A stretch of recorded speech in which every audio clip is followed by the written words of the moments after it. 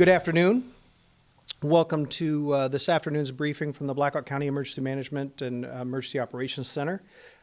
Today's briefing we'll jump right into simply because there's quite a little bit to cover.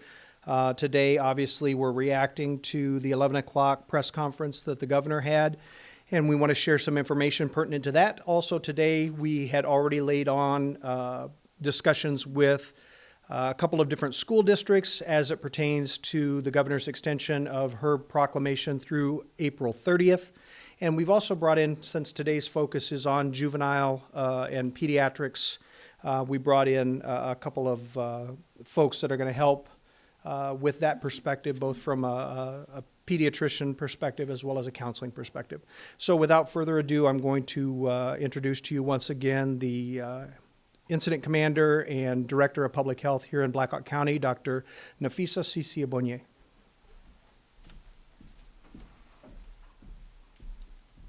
Good afternoon. So I'll start with our case count here in Blackhawk. There has been 4 cases of COVID-19 reported in Blackhawk since our last press conference. And as always, the health department staff are working to complete the follow-up with the individuals and identify their close contacts for self-isolation.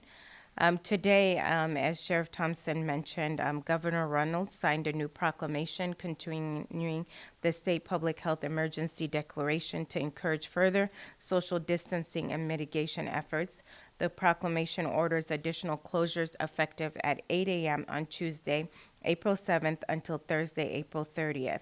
So malls, tobacco or vaping stores, toy, gaming, music, instrument, movie, or adult entertainment stores are to be closed. Social and fraternal clubs, including those at golf courses, are to be closed. Bingo halls, bowling alleys, pool halls, arcades, and amusement parks are to be closed.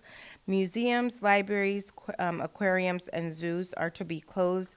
Race tracks and speedways are to be closed. Roller or ice skating rinks and skate parks are to be closed.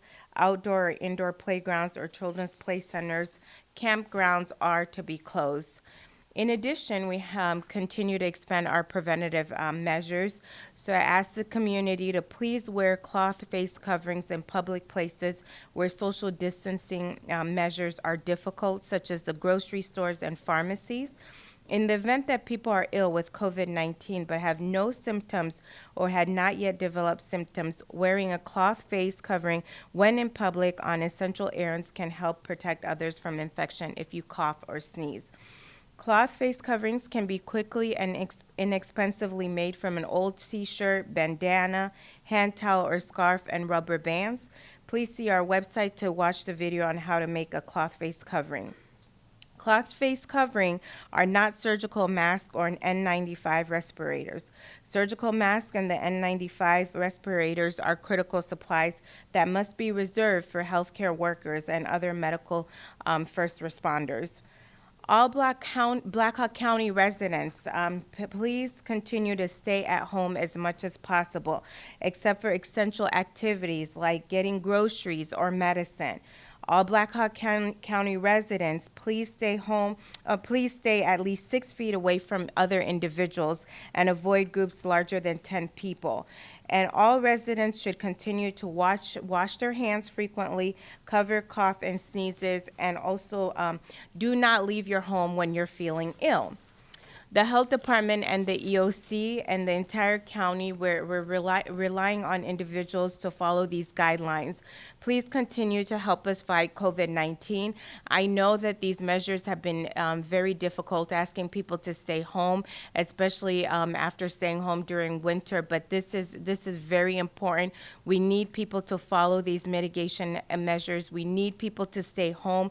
We need people to only go out when you're conducting essential services, such as groceries or getting medicine. People need to stay at home. Being at home, you're safe. You're much much safer. You're protecting not only yourself, but you're also protecting the vulnerable populations and the community as a whole. Our numbers are low for a particular reason, and that is really also the mitigation efforts that we're all implementing. But if we don't follow those guidelines, we'll end up having an increase, and I just ask people to please stay at home. Businesses, please follow those guidelines. They're critical. We're getting a lot of calls from employees that the business owners are not following the mitigation measures, and also the social distancing of 6 feet apart. Even as employees, they have to stay 6 feet apart from each other. So please follow these guidelines. Please stay home as much as possible. Again, I sympathize with everybody. I know it's really hard, especially when we have beautiful weekends such as the one we just had. But we need everybody to stay home. That's what's going to help us to really fight this virus and mitigate the spread of COVID-19. And again, I continue to emphasize we will get over this. We've done it before, and we will overcome this, but we have to do it collectively. Everybody has to play a role, and I'm so grateful to see everybody contributing to doing their part. But please do not give hope. We will overcome. And I thank you all for being patient with us and understanding. And again, just stay home as much as possible. Stay home, protect yourself, protect the community. Thank you.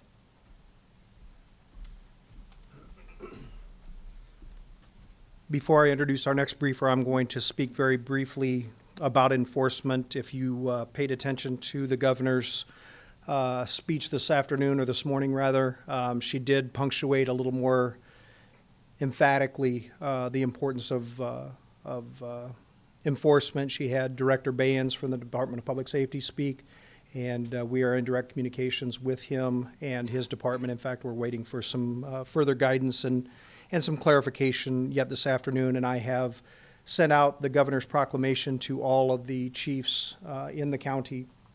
Again, this puts us in a very difficult position as law enforcement. It's not traditional, the role that we have to play now, but she made it very clear that gatherings over 10 people, there should be some intercedence on, and certainly that's a role that we will start to play.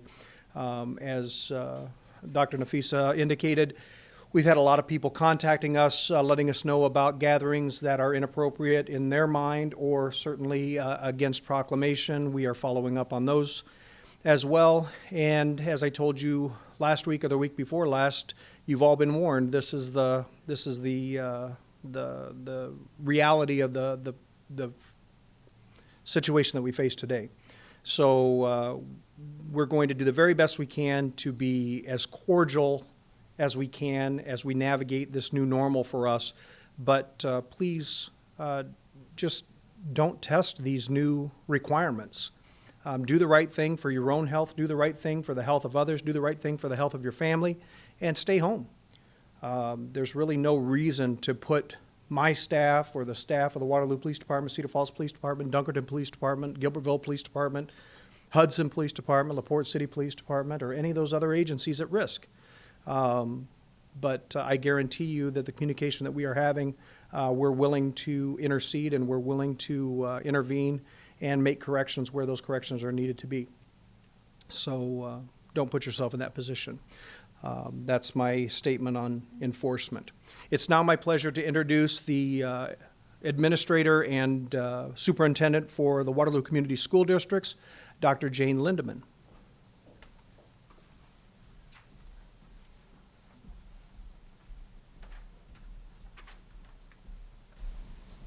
Thank you so much. Thank you, Tony and Nafissa, for the opportunity to speak today and just to share a little bit more about what Waterloo Schools is doing to address the COVID-19 school shutdown. So per Governor Reynolds' order to extend the closure, our schools are now closed through April 30th. However, our 1,700 staff members are very much working and continuing to serve the families in our district in various ways. From our custodial staff cleaning and sanitizing our facilities to food service workers who are packing thousands and thousands of lunches to hand out at our curbside meal distribution. we are so grateful for everything that they're doing. And I would add that we're serving around 1,500 to 1,600 meals every day. It does vary depending on the day. Fridays are definitely a bigger day for us. And on Friday, we just started to give out the backpacks through the food bank. We have students who had signed up for that program, and this week we were able to relaunch that on Fridays. And that might explain why we had a few more people picking up lunches on Friday too. So teachers and paraeducators are connecting with families and with students online and through phone calls to support continued learning with online resources. Also using some paper pencil methods, sending some packets out. We will probably start doing more of that as we go forward. As you know, the governor laid out some continuous learning options, and so we are working through that right now. We have been meeting every single day to try to gear up for that. Coming on April 13th, we will move forward with voluntary continuous learning, and then looking at whether we will be able to move into required at some point in time. But right now, we just need some time to gear up. We will be able to work with families even more as we go forward, and the governor did lay out some of our options that way. Our secretaries and support staff are doing everything from taking phone calls to processing invoices. They're also doing some mail sorting for us. If any parents or caregivers have any questions or need support in any way, we would urge them to call our shutdown phone number, which I'm going to give that to you. That is 319-433-2020. And and that is actually staff, so people can call that and they will actually get a live person. Otherwise, you can also call your child's school and leave a message. We are checking those messages every single day, and we will get back with you within 24 hours. So even though somebody may not answer, please go ahead and call your child's school and leave a message, and they will call you back.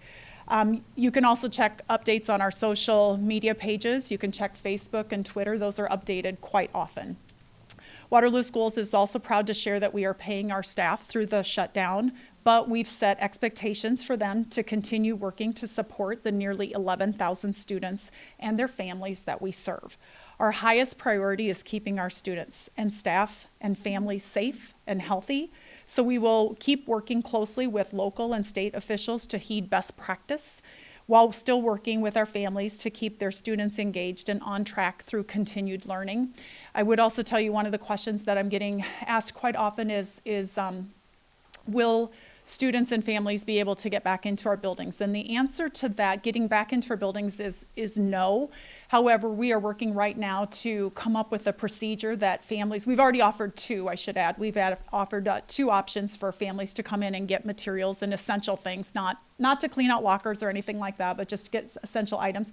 So we are looking for another method to allow families to get in. I cannot today tell you exactly what that would entail, but I think families could expect that they would get an opportunity to either call online or to leave a message or fill out a form, and then we would try to gather what it is that you need. If it's a Chromebook or could be medicine. I think most medicine has been picked up, but we would be ready to do that and then deliver that to you through some curbside program. So with that, I would just end by saying thank you to our families for their patience and understanding, and probably most of all to our students. I know this is really hard. I've got two children of my own, and while I think a lot of times kids joke and that they don't necessarily want to come to school on a school day. Nobody loves a school day better than our students do, but right now they're really hurting. They want to come. I know my children want to come back to school, and they ask every day, when can we go back? When can we go back? And so, we're going to do what we need to do to keep them safe, but we miss them as well. So thank you very much for this opportunity.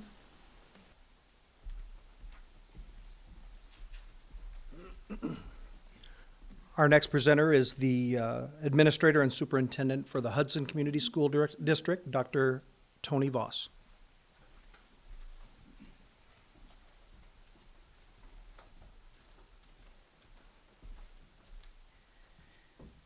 Thank you, Sheriff Thompson. As a start, I want to thank all the healthcare workers, the entire emergency operations staff, and everyone who is working hard in our county to keep our citizens healthy and safe. The highest priority for the Hudson Community School District right now is to provide all the support we can to make life as normal and stress-free as possible for our students and families. To that end, our counseling staff stands ready to assist our families and students who are in need of support and are actively engaged in these efforts currently. I also want to recognize and thank our teachers for all they are doing right now. They are working hard to create engaging opportunities for our students at all grade levels. We recognize this is very tough work, and they have made a transformational shift in the way teaching and learning happens. I'll point out this has also happened on the fly and without an ounce of preparation or training on their part. So parents, if you could please help them out by encouraging your child's participation, we would greatly appreciate that. Following the governor's April 2nd press conference, my administrative staff continues to evaluate our current model of instruction to determine what our next steps will be. This consists of exploring the option of shifting to limited required student participation that would include assessment of student work and the awarding of credit. However, at the same time, we realize the change that would come with this would create a very steep and challenging set of requirements that will have to be addressed. Part of our deliberative conversations right now are to consider how feasible it would be to launch such a rigorous, comprehensive, and accessible academic program in such a short time frame without overloading our teachers, students, or parents. And we know that parents are not trained teachers, and you did not sign up for this. And we know that you're doing the best you can, and we are incredibly thankful for that. At the same time, we realize that while we have a very highly trained and capable teaching force, they too are parents, and many of them have young children of their own that exacerbates and adds to our collective challenge. But in an effort to clear up any confusion, either one of the scenarios for continued learning, be them voluntary educational opportunities or required educational opportunities, the district would not be required under the governor's directive to make up this instructional time. Nevertheless, we want all of our district patrons to know that it is our full intent to hold students harmless during this time of closure, no matter which route we take.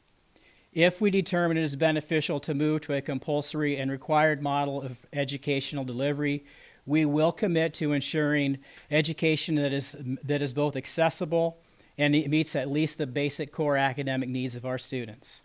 However, our approach right now is to consider what educational triage is necessary to mitigate this unanticipated loss in instruction. I also want to acknowledge and give special appreciation to the truly heroic work of our food service department. They are working very hard with a fraction of the regular staff to ensure all of our students are provided with the nutrition they need to stay healthy.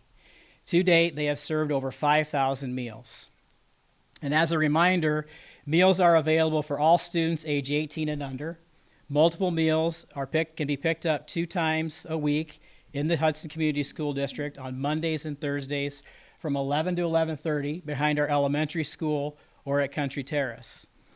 Additionally, I think it's important to note that a recent rule change by the USDA makes it easier to maintain social distancing that no longer requires students to be present for the distribution of meals.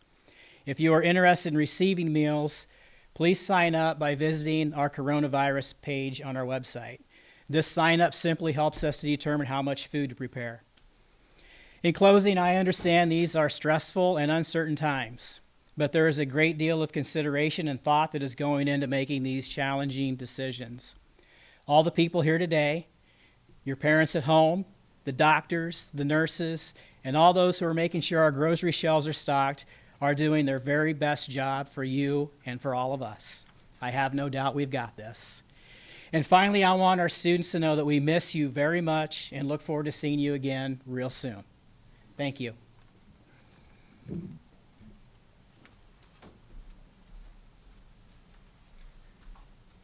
Our next presenter is the co-medical director and pediatrician at People's Community Health Clinic here in Waterloo, Dr. Kimberly Neumann.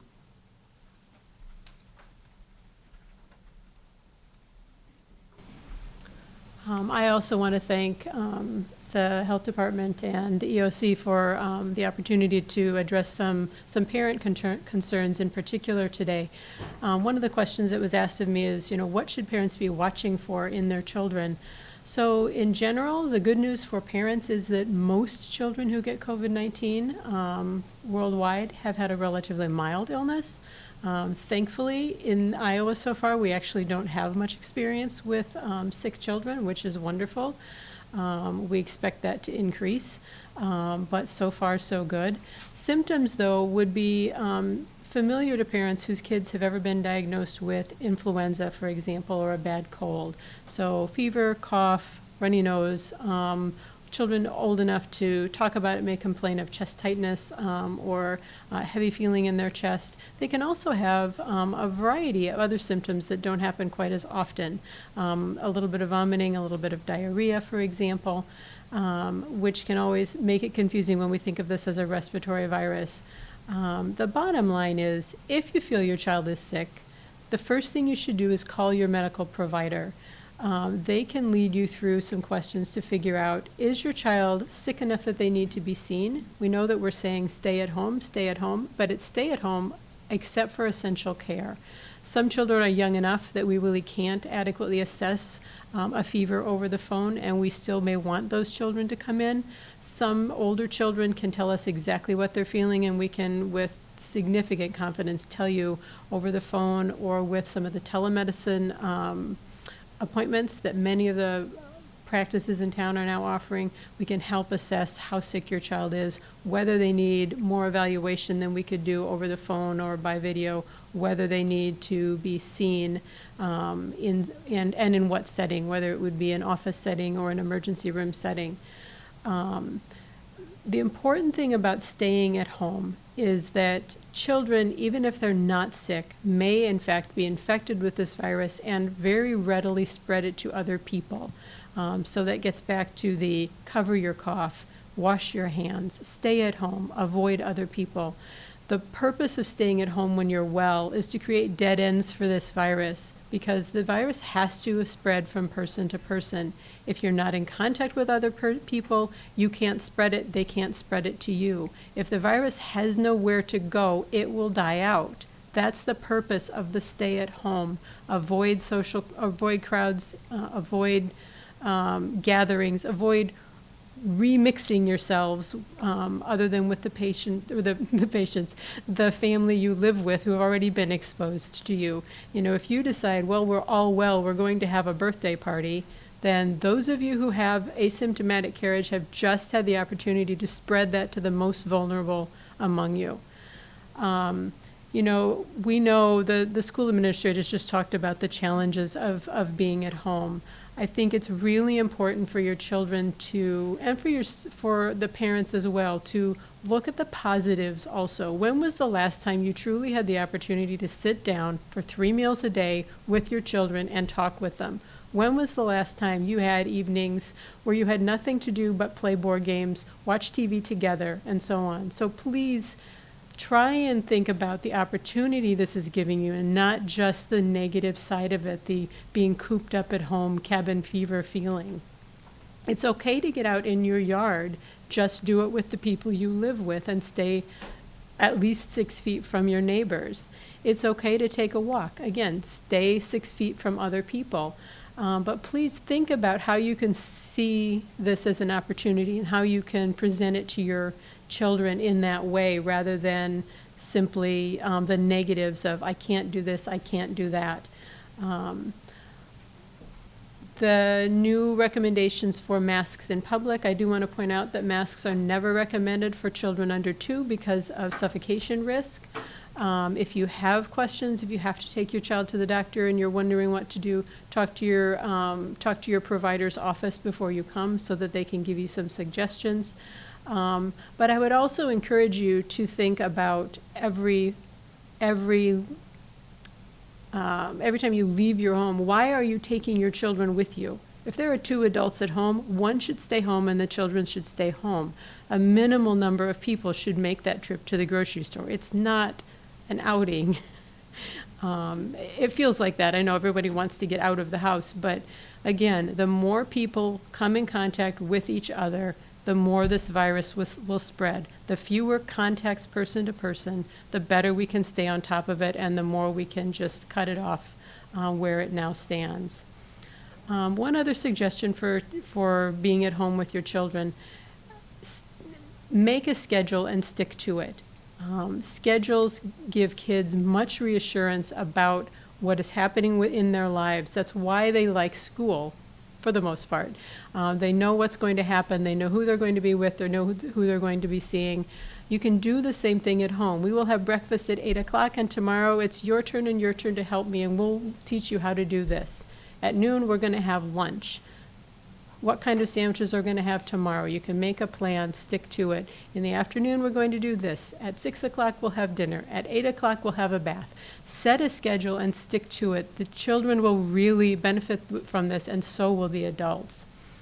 The other thing I really want to point out is that there are some reasons that you should still be going to see your doctor with your children. Specifically, we want to keep young children up to date on their immunizations. We want them to be getting their well care.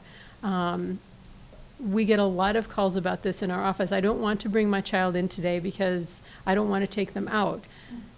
If they're young children due for immunizations, we also don't want to leave them at risk for vaccine-preventable illnesses. And those illnesses are not all prevented by staying home. Some of the bacteria that cause meningitis, pneumonia, ear infections, and sepsis are carried in the noses of people in your home, and the only way to protect your children is to keep them up to date with their vaccines. So please, if your provider is encouraging you to come in for those visits, feel free to ask them what they have done in their office to minimize your risk. For our office, I can tell you that every procedure from the beginning to the end has been reworked to minimize exposures to other people, contact, and to protect the health of both our staff and, of course, of the patients who are coming to see us. So again, thank you for this opportunity. Families, please keep safe. Please stay home.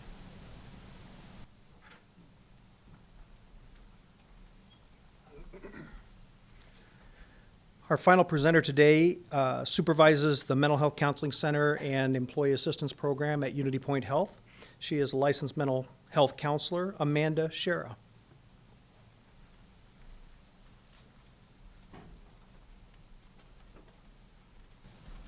Thank you. Like Tony said, I'm Amanda Schara. I'm the manager of Allen Employee Assistance Program and Allen Counseling Center. I know we all want to be able to provide the best care for our loved ones during this pandemic, and it's important for me to share with you how we can emotionally help our children get through a time like this. This is obviously a situation that none of us has ever faced before, and so this is the first time that many of us parents are dealing with ways to deal with our children through this. So a few little things I would like to share with you for parents and caregivers just to help your children through this. Some of them have already been discussed. You are getting some great information here.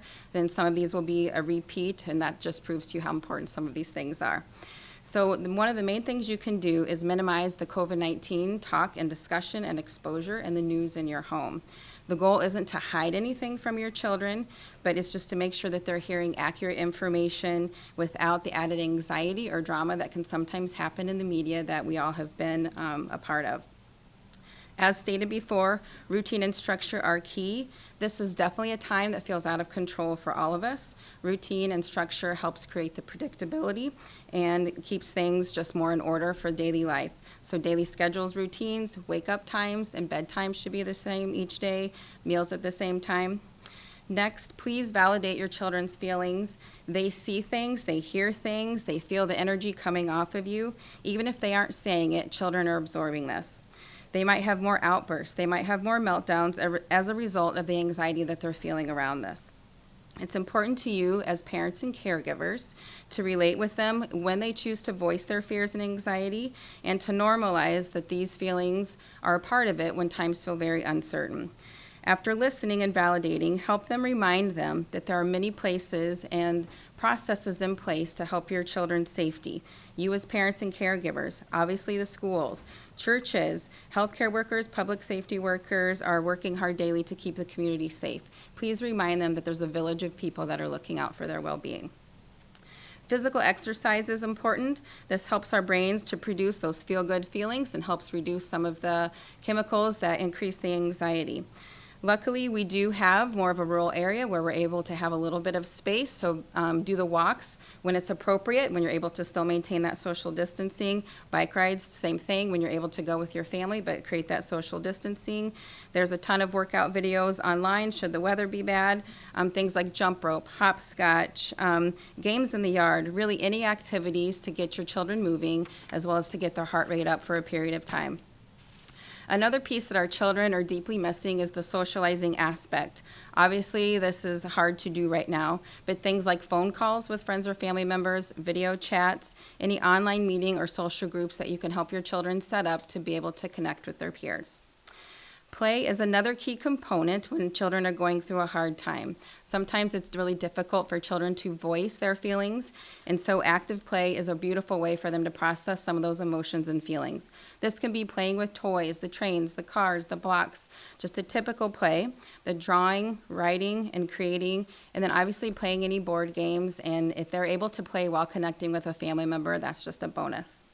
Last but not least, as parents and caregivers, it is vital that you take care of yourself and your own physical and mental health through this time. You are the temperature gauge that your kids are constantly reading, and this helps them understand how safe the world feels. As a parent, you need to take breaks when needed. You need to reach out to your own friends, other family, and healthcare professionals as needed. Please do all the things that were already listed for your children. You can also be doing for yourself. No one expects parents or caregivers to be perfect during this time of stress. Like I said, this is a first for all of us, but we all can work to manage our stress so that we can work to provide and maintain healthier mental health balance during this really unpredictable time. If you do need more help or resources knowing how to help your children or help yourself, feel free to reach out to Allen Counseling Center at 319-235-3550. Unity Point Blackhawk Grundy Mental Health, 319-234-2893, and Unity Point Clinic Psychiatry, 319-277-0992. Thank you.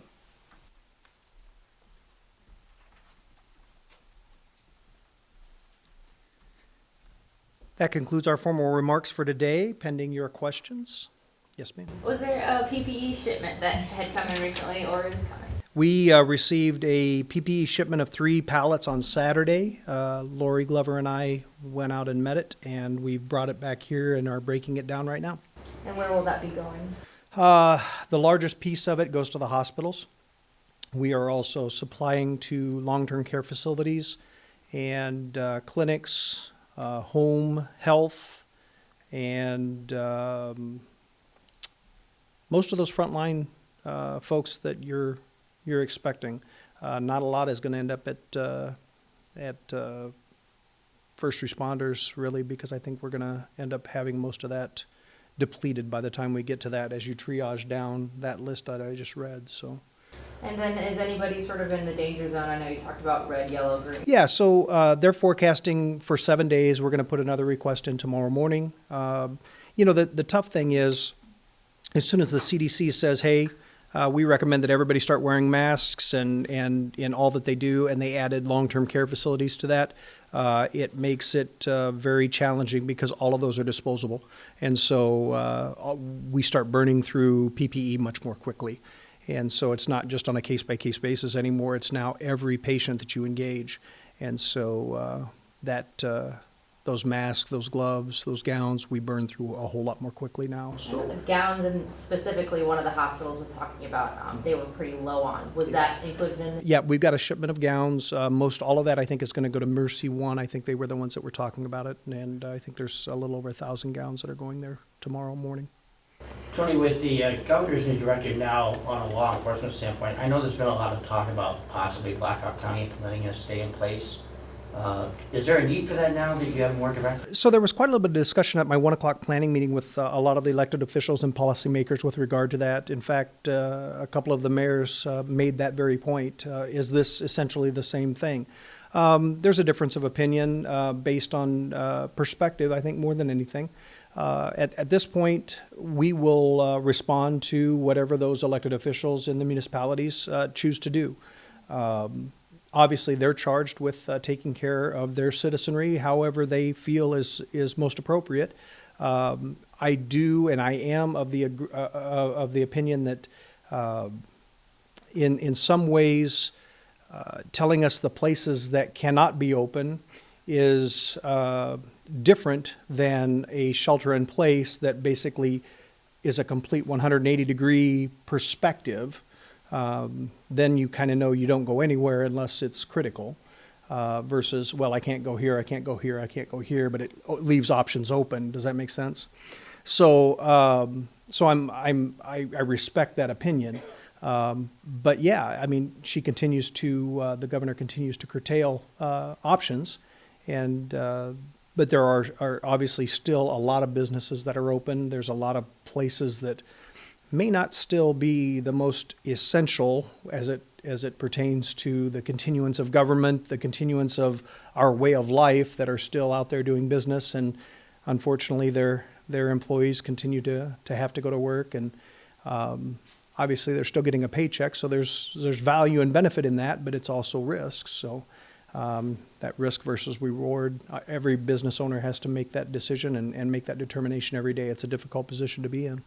With trials, both civil and criminal, being pushed back so far, I think, correct me if I'm wrong, the Iowa Supreme Court put it back until July, I think, sometime. What sort of impact is that having on the jail and its resources? Right now, the jail has the lowest census it has ever had.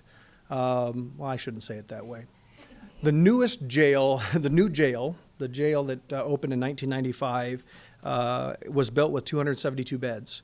This morning, I think we had 145 as our daily population. So not since we've opened have we seen that type of population. Now, you triage who we have in jail, we are holding the worst of the worst. Obviously, if they haven't been released, that's 145 really tough actors that are still in custody. So it makes it a little more challenging for us in that that population is a little more difficult to manage, but we've got a lot of room to do with it what we need to do. So it's a little frustrating because we know what's coming. We know the type of rush that's going to be felt come June, July, when they do open those court systems back up. We currently have 6 in our court security program. Those are officers directly assigned to provide security for those kinds of trials. When it's a murder trial or a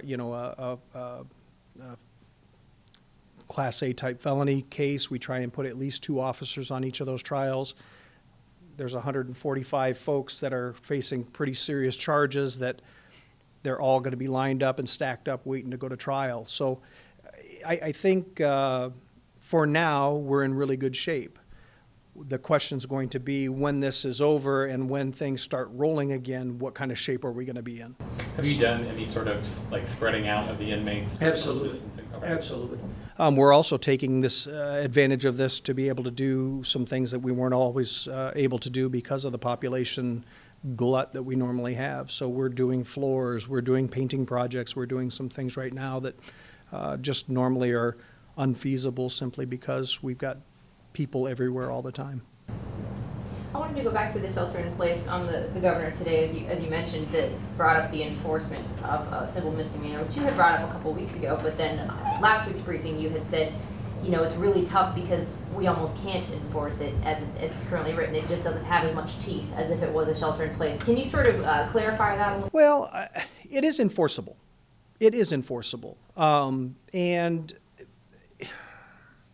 I think what I was alluding to last week is that there's a difference between can you enforce it and do you care to enforce it as a simple misdemeanor? Does that infraction, so I'll give you a great example. If I showed up as the sheriff and there are 10 people, let's say there are 11 people hanging around in a big circle, and we know they shouldn't be co-locating. We know they shouldn't be hanging out on the street corner the way that they are. And so our first approach is obviously going to be officer friendly. Hey, is there, something going on that we should know about? You guys aren't supposed to be here. It's in violation of the governor's order. Chapter 135 of the Iowa Code tells us that you're not supposed to be here doing these things at this time. And so we try and give them a nice, simple warning to cease, desist, move on, go about your business. If they don't, the rules just changed because now it's no longer a simple misdemeanor. Once an officer tells them to stop doing whatever they're doing and they don't, it's no longer a violation of the governor's or not only just a violation of the governor's proclamation, right? It can be interference with official acts. It can be all kinds of other things. And so people need to think about that a little bit too. Again, we're not in this position. We don't want to be the bad guy. We don't want to be the heavy here. And so the unfortunate position that we're placed in is to be that coach, mentor, encourager of people doing the right thing. But we're not at all afraid or concerned about having to be the bad guy if that's the case. Several of these businesses and several of these complaints that we've gotten of people not doing it right, the comments that we're hearing is that they're just thumbing their nose at the governor's proclamations. That can't happen either. So as we start looking into this, if we find that that is in fact true, we're probably going to have a problem because it puts other people at risk. Tell me how the game would change if a shelter in place was issued from an enforcement standpoint.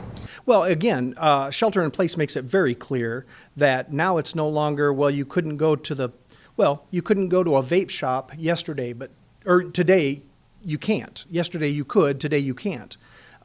So her clarification today of here's more places that she now considers non-essential. Again, I think that perspective, that 180 degrees of you don't need to be out unless you're doing X, Y, or Z versus, oh, I'm just running over here to this essential location. Well, then we've got to make a determination. Is that essential, non-essential? It makes it much more muddy, much more gray area for us, whereas a shelter in place makes it a little less gray and a lot more black and white. But again, she defined things quite a little bit more clearly today, and that was one of the requests I think that our local state legislators asked of her and her staff, and we got as well. Again, we're waiting for some clarification from DPS today too on some of their expectations when it comes to enforcement. So we should have some more clarity on some of that yet this afternoon. I do have a question for Nafissa, if we could switch gears real fast. With Winding Creek Meadows Assisted Living confirming a employee testing positive, what is the Public Health Department doing to assist them, monitor, offer resources so that we don't see a similar sort of situation like what we have in Lynn County right now at Heritage Care? So with any facility that we have an individual that, whether it's a employee or resident that tests positive, we work with them to ensure that they're following the control measures, and then we do the the follow-ups in terms of just making sure we're monitoring if there's any additional cases. So we work very closely with those facilities. Are they? I know they're reportedly doing extra screenings each day. Are they reporting to you what they're finding? Are you checking in with them? Yeah, we are in constant communication. Mm-hmm. All right, the governor defined an outbreak today as any 3 or more positive cases in one facility. Is that how you define an outbreak as well? And given that, are there any outbreaks in Black Hawk County? At the moment, that's not information we disclose, but in terms of the guidelines for outbreaks, we receive them from the Iowa Department of Public Health. So if that's what she communicated, it's mostly from the Iowa Department of Public Health. Is the not being able to report any outbreaks, is that also guidance from the governor and the Department of Public Health? It's confidentiality. I wanted to ask about cloth masks. This might be something that you might be able to address.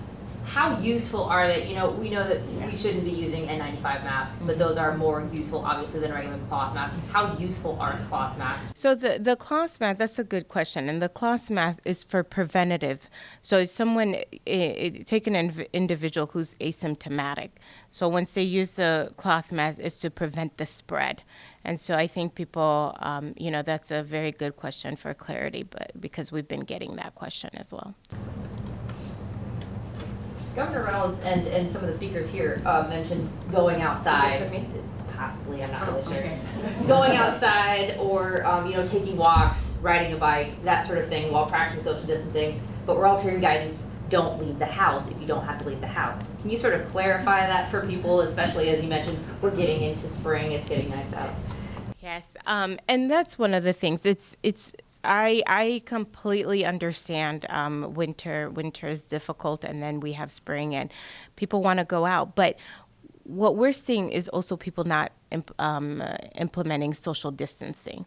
And so that's one of the things we're trying to emphasize. I went on a walk this weekend with my family, but I made sure I had people 6 feet away from me. And if you get closer to me, I start walking away because, people, that's something, it's not a common behavior. So I can understand how difficult it is, but people need to really, adhere to that. Also, to emphasize the essential groceries or taking medicine when you have families that are in the grocery stores together, when you have Hy-Vee that has a sign that says only one family member, that's important, and it's important to follow these because it's what's preventing the spread. So it's not that we're just saying, we are saying people should stay home, but if you do need to go out and get some fresh air, practice social distancing. That's very important, and I think that's just the message that Sheriff Thompson is trying to emphasize as well. We are a community, we are a resilient community, but we also have to make sure that everybody's following the rules, and that's what's going to help us to get through this. One of the reasons that the governor said that she didn't want to implement stay at home would be that domestic violence would go up, that suicides would go up. Basically, the mental health of people would deteriorate being forced to stay at home. Can you speak to that at all? Sure. So we were betting on it is probably not the right word, anticipating it, because we see those kinds of spikes around the holidays, around Thanksgiving. We see those kinds of spikes around Christmas and New Year's. We've not seen significant increases so far. But anytime you get the families together in close proximity for longer periods of time, those kinds of things happen. And so those were anticipated, and we're not seeing it in as great a numbers. Now, having said that, that's probably going to be the one thing that creates problem for me. But so far, so good. It's not been nearly as dramatic as what we've anticipated so far. So people stay happy and stay loving and keep the family unit together. Take breaks from each other if you need to. Remember, social distancing isn't bad even in the house. So if you got to have somebody sit upstairs for a while and cool off and somebody go down to the basement, that's fine too. But so far, so good. We haven't had near what we thought we were going to see for those kinds of child abuse cases, domestic violence, that kind of thing. With this being Easter weekend coming up, families are used to getting together at this time. What advice would you have for them, obviously, as they maybe feel that temptation? I think take advantage of technology, FaceTime with them, or there's a lot of different technological apps out there that they can do the same thing, only do it with technology rather than face to face. Just because there's less than 10 doesn't mean you should have an Easter dinner. Again, I think I mentioned it last week. There's far too many people that are trying to figure out the riddle of how to avoid or how to circumvent this problem. And this is not a problem for circumvention. This is a problem to simply adhere to. This is a puzzle that isn't to be solved. This is a puzzle that you just need to recognize as fact and deal with. And so this is a horrible time of year, both for the churches as well as for the faith-based community, people of faith, and just people that want to and revel and relish having family time. I get it. It's a difficult time. But right now, this is not a smart time to be bringing family members in that you haven't been usually subjected to. Dr. Neumann talked a little bit about that as well. And we would encourage, any kind of co-locating right now is just not, congregating right now is not a good idea. Anyone else? Yeah, absolutely. Dr. Neumann. So, I have to say that I am in the unenviable position right now of sending new babies home from the nurseries here in town after, thankfully, uneventful deliveries. And I'm sending them home and saying, No one is to come visit. Grandparents should not come visit. Aunts and uncles should not come visit. If somebody brings something to you as a gift, don't touch it for 24 hours at least. As far as thinking about Easter, here's what I would say. If you think you can't do without seeing the grandparents for this holiday, what you have to think is you may not have them for the next holiday because your children or you were an asymptomatic carrier and you just infected the older family members or the cousin with asthma or somebody who's immunosuppressed because of some chronic illness. That's the way you have to think about this if we want to keep this under control. You have to look at every person you come in contact with as potentially giving you or your family the infection and the potential for you to give them the infection. It doesn't matter that you feel fine. It doesn't matter that everybody you just invited over feels fine today. We know that this is spread person to person many times by people who never got sick themselves. Good for them. They didn't get sick. They don't know that they're spreading it. They have no idea. And you don't have that idea either in terms of who you're spreading it to. I do have a quick question for you, Dr. Neumann. You kind of brought it to my mind. I know across the country, a lot of expecting mothers are worried about going to the hospital where people are sick. I know in Iowa, midwifery is not necessarily an option. What are some recommendations or tips that you would have for an expecting mother for when they go to the hospital, like things to prepare for, things like that? Yeah, so, I would love to be able to connect you with some of the families who we've sent home in the last couple of weeks, because over and over again, what we have heard from the recently delivered mothers and their partners is, we were so disappointed that we couldn't have visitors, but this has been a blessing. We were able to bond with our baby. We didn't have to worry about who was going to visit when and fitting in the breastfeeding and the bath and the teaching and my sleep around that. This has been a blessing. They really, I said before, think of these things as opportunities. The only other time that we had that kind of response from families was about 10 years ago when we had the H1N1 epidemic. We had similar practices in place for the birthing centers. And at that time as well, the moms were never going home as well rested as they are now. And so they need to see it in that way. I know I've seen sporadic reports of moms considering home deliveries. The risk of something going wrong, to me, greatly outweighs the perceived downside of 16 people not coming to visit you during your 2 days in the hospital. The risk of you getting COVID-19 in the hospital is much less than the risk of you having an adverse event at home or getting infected by one of these people who really shouldn't be coming to visit you. But I would love to hook you up with some of the families who have had recent deliveries and let you do an interview with them, because they have universally been positive about their experience of having the quiet time to bond with their baby.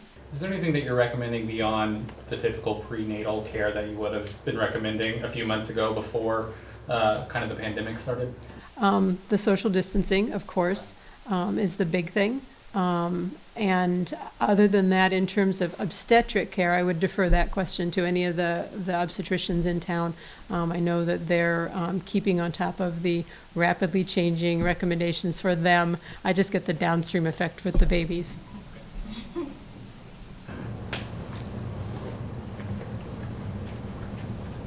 Tony, we had some educators here earlier today, so and this may be a little tough to answer this way because we haven't gone through it before, but if you had to place a grade on how Blackhawk County is doing with their social distancing and following the instructions, what kind of grade would you give the county? Ooh. Man, that's a tough one. That's like the, I guess it depends on what area you're going to ask us to focus on. If we were looking at an overall generalized grade versus, I think in certain areas we're doing very, very well. And in many of the pockets of where we are at as far as community, I I think the effort is there. I think we have some small pockets of resistance, and we have some areas that there are certainly room for improvement. From communal response, I think our numbers look good, and that is kind of a telltale sign of the fact that for a county our size, I'm very appreciative of the fact that we only had a growth of 4 additional cases over the weekend. So maybe I'm not the right person. I'm a pessimist at heart. I want to be an optimist more than you know, but I'm generally, as a cop, I tend to look at Elwin Huffman and say he's lying. I just need to figure out how he's lying. You know, I tend to be that pessimist, and so I think if I was going to give the grade, it may be different than what Dr. Nafissa would give. I think as badly as I want to give us a high B, I might give us a low B, just simply because I know that there's those pockets out there that still need to be rooted out and still need to be held accountable and still need to have that real serious conversation with and get them to see things for what it really is and not their own little narrow focused world that they're still focused in. I think what's great about the partnerships that we have represented at the Emergency Operations Center is we're all striving for excellence. We're all working towards that model of, you know, what right should look like. And every day I'm constantly reminded of things that I continue to miss. And it's great because every day somebody brings in a new perspective and reminds me of things that, ooh, we probably should pay a little closer attention to that too. And so there's a lot of things, a lot of plates spinning that need attention. But at the end of the day, I think overall the county is a good solid B to B minus, I would think. I don't know. Nafissa, do you want to answer that? That's a tough question. If he's a pessimist, I don't know what I'd call myself. No. I think that what I have emphasized earlier, hope, you know, and for us, you know, we've gone through this before. As Dr. Neumann mentioned, in 2009, we had the H1N1. I think it's important to continue to have hope. And in order to have hope, you have to be positive. You have to believe in a better future. And I think as a county, we are doing a good job. There's always room for growth, so we could do even better. And that's why we continue to emphasize the importance of these preventative measures. You know, like over the weekend when we get calls that people are outside playing and they're not practicing social distancing, or I'm seeing a group of teenagers that perhaps told their parents they're just going out there riding their bicycles, but they're together, and I have to make a U-turn and tell them, oh no, you guys have to go home. It breaks my heart because I also know that they want to be with each other. They miss each other. I was a teenager before, so I understand. But we're doing this so that at the end of the day, they have a better future. We still are learning about COVID-19, and we just want to make sure that everybody stays healthy so that they could have the quality of life that they deserve. And so I think we're doing good as a community. I don't believe in grades too much. So, yeah, thank you.